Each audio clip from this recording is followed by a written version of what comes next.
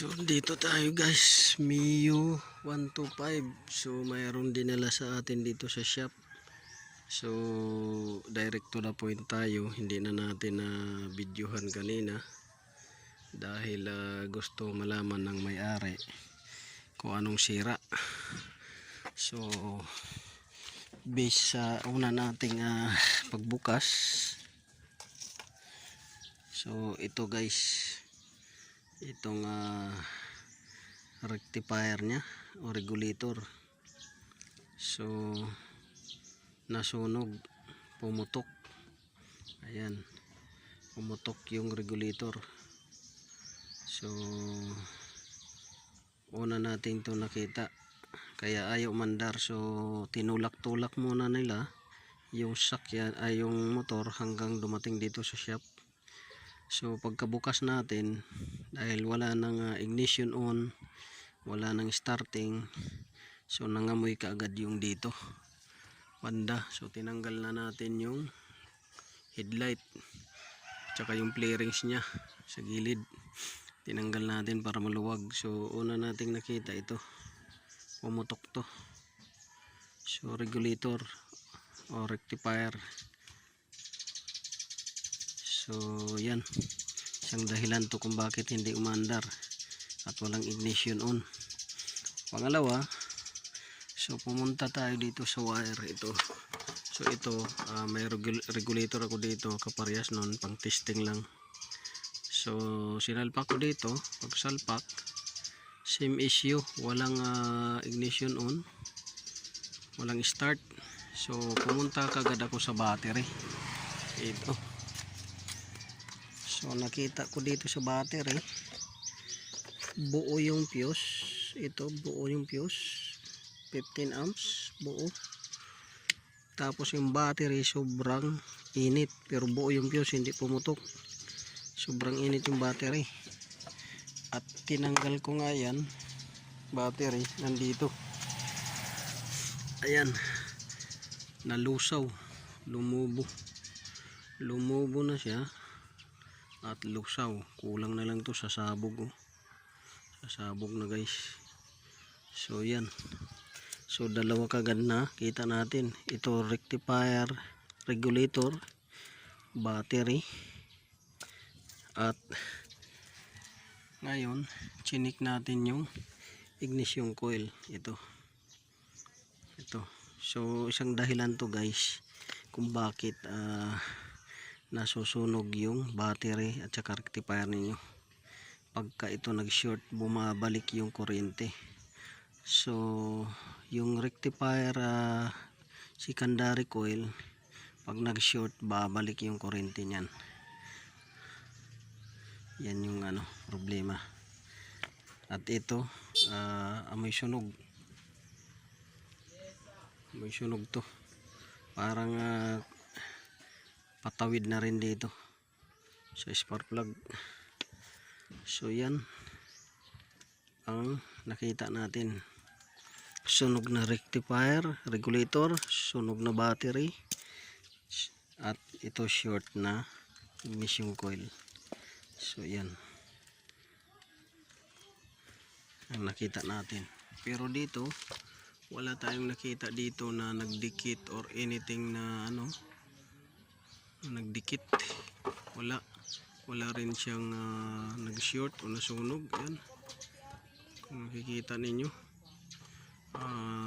bagong lagay na to na wire dahil siguro nung una nasunog din to, ngayon pinalitan. So yan,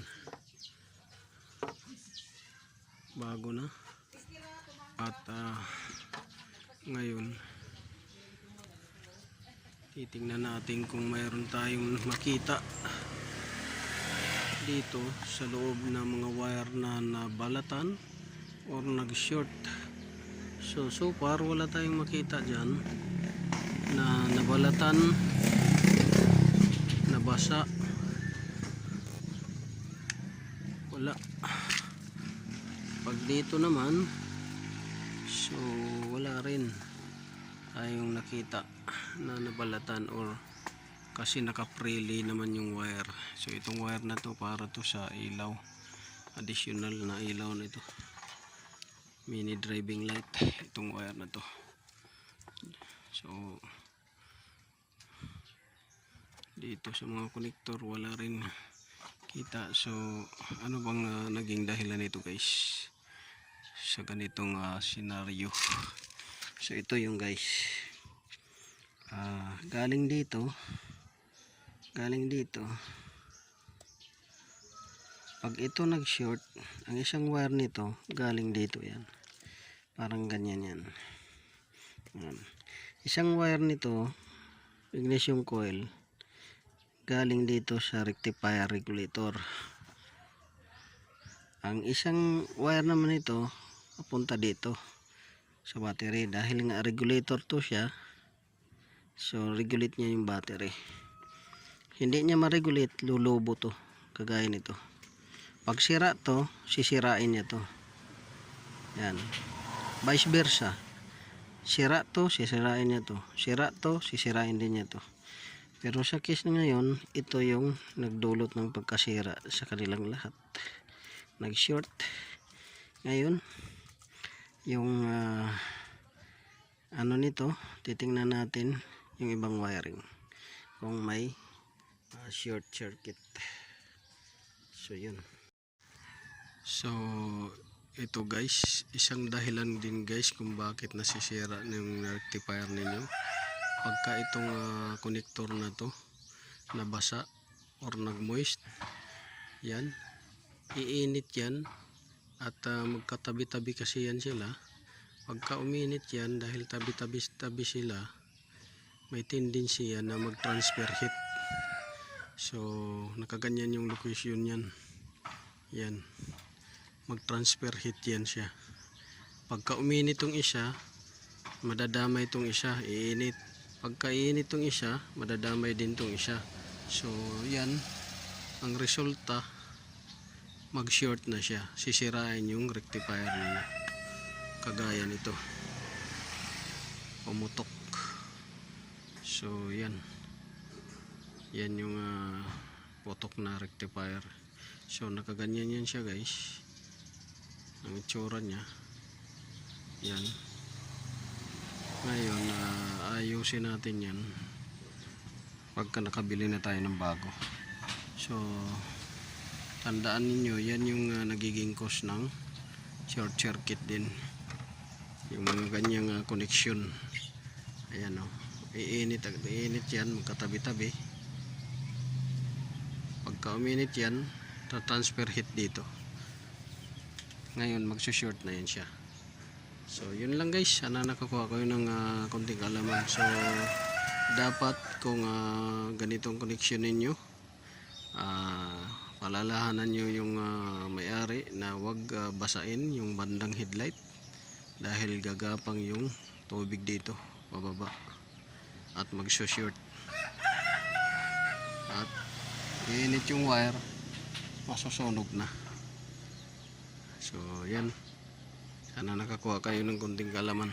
So malamang to may tumulo na tubig pumunta doon, dahil masikip to sa loob, na-imbak yung tubig, yun yung dahilan ng pag-short. So this is Autoboyson. Maraming salamat sa panonood. God bless you all. Update ko kayo guys pag natapos natin to.